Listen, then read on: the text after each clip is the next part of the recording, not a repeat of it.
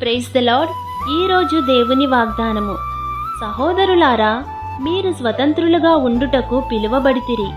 అయితే ఒక్క మాట, ఆ స్వతంత్రమును శరీర క్రియలకు హేతువు చేసుకొనక ప్రేమ కలిగిన వారే ఒకనికొకడు దాసులై ఉండుడి. గలతీయులకు రాసిన పత్రిక 5వ అధ్యాయము 13వ వచనం.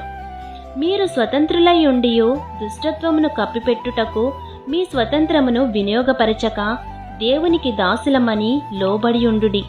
ఇతరుల పట్ల న్యాయమైన ప్రవర్తన కలిగి సత్యమును ప్రేమించి మిమ్మును మీరు తగ్గించుకొనున్నట్లయితే న్యాయము తీర్పు తీర్చు దేవుడే మీకు తోడయ్యుండి అన్నింటిలో మీకు జయమునిస్తారు.